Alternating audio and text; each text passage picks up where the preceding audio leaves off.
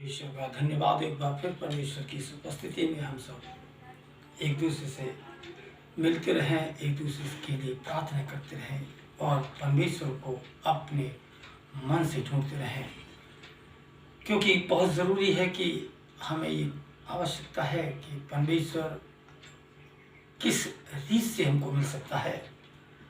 हम ऐसा कौन सा मन लाएं ताकि परमेश्वर हमें हमारी प्रार्थना पर ध्यान दे सके। बाइबल में यिर्मयाह उसका 33वां अध्याय उसकी 3री आयत में लिखा हुआ है, परमेश्वर यहोवा इस बात को कहते हैं कि तू मुझसे प्रार्थना कर, तू मुझसे बातें कर, मैं तुझे वो बातें बताऊंगा जो तू अभी जानता भी नहीं है। हमें परमेश्वर से प्रार्थना करनी है, उससे प्रार्थना करने का ढंग सीखना है, उससे उसकी व्यवस्था जाननी है, उसके मन के मुताबिक अपनी प्रार्थना करनी है ताकि परमेश्वर हमारी प्रार्थना पर ध्यान दे सके। क्योंकि ज़रूरी है कि परमेश्वर को हम किस रीत से ढूंढते हैं, हमारा क्या राय होता है, और परमेश्वर को मन से ढूंढना बहुत ज़रूरी है। लूका की इंजील उसका 5वां अध्याय उसकी 5वीं आयत में जब पतरस और यीशु मसीह से वार्तालाप हो रहे थे तो पतरस ने उससे यीशु मसीह से कहा कि प्रभु रात भर हो गई मछली पकड़ते पकड़ते, लेकिन एक भी मछली हाथ नहीं आई।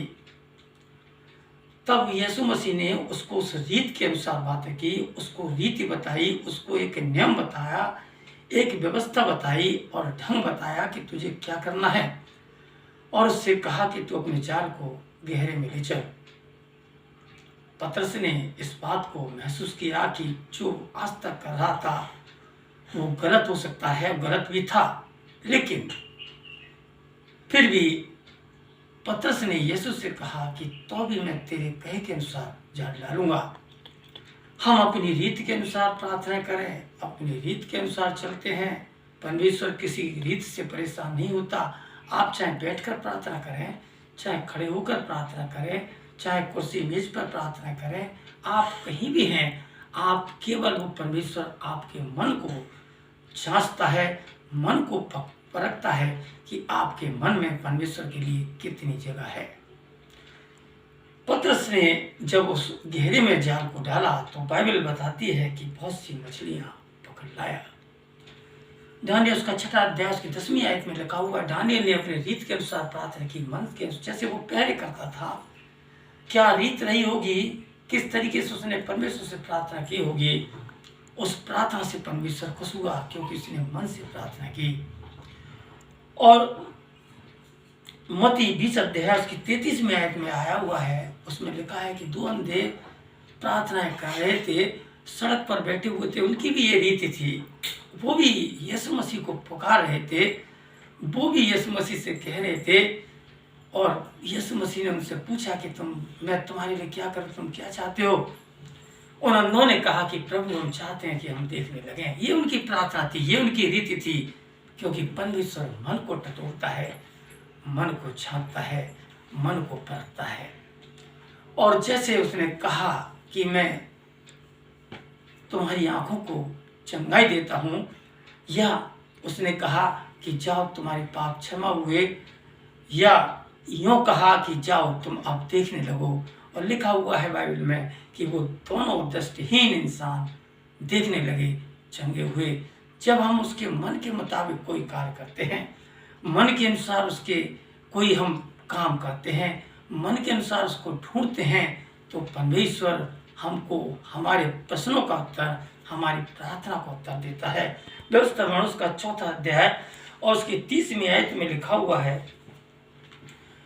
अंत के दिनों में जब तुम संकट में पड़ो, ये सब विपत्तियां तुम पर आ पड़े, तब तुम अपने परमेश्वर यहोवा की ओर पढ़ो और उसकी प्रार्थना, उसकी बातों को मानना, क्योंकि तेरा परमेश्वर यहोवा दयालु ईश्वर है, वह तुमको न छोड़ेगा और ना नष्ट करेगा। उनकी ओर मुड़ना, उनकी तरफ ध्यान करना, उसकी व्यवस्था पर चलना।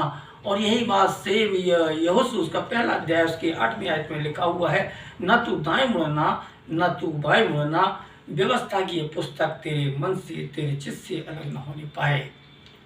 और बाइबल आगे बताती, जहाँ जहाँ तू परमेश्वर को ढूंढेगा, जिस काम पर तू हाथ डालेगा, वो सारे काम तेरे सफल होंगे, क्योंकि उसमें उनका परमेश्वर उपस्थित रहता है।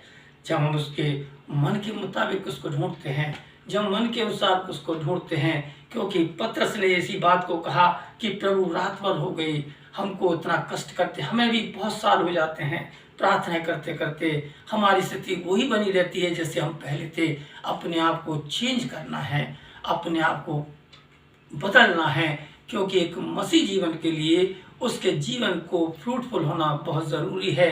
क्योंकि हमारा जीसस, हमारा जीवता परमेश्वर हमारे जीवन में फल ढूंढने आता है। वो बार बार देखता है कि उसकी प्रार्थनाएं जब आप करते हैं, जब उसकी व्यवस्था को आप पढ़ते हैं, तो हमारे जीवन में क्या चेंजिंग आई है, क्या बदलाव आया है, उसके अनुसार हमको प्रार्थना करना है। और जिस तरीके से पतरस ने कहा कि प्रभु प्रभु मैं तेरे कहे के अनुसार एक बार फिर मैं जाल डालता हूँ, और जैसे ही उसने उसको जाल को डाला, बहुत सी मछलियाँ, बहुत सी आशीष के हम बारिश होते हैं जब हम उसके अनुसार कोई कार्य करते हैं। परमेश्वर करे कि हम उसके मन के मुताबिक कार्य करें, ताकि परमेश्वर हमारे मन के अनुसार जो हम मांगते हैं, हम जो उसको चाहते हैं कि परमेश्वर मेरे लिए कोई ऐसा काम करे जो मेरे मन के मुताबिक हो, परमेश्वर हमें उसी के अनुसार ही हमें प्रार्थना करनी है, ताकि पिता, जीवता पिता जिसकी हम प्रार्थना करते हैं, वो हमारा परमेश्वर हमारी प्रार्थना को सुन सके। परमेश्वर आप सबको बहुत बहुत आशीष देवे। आमीन।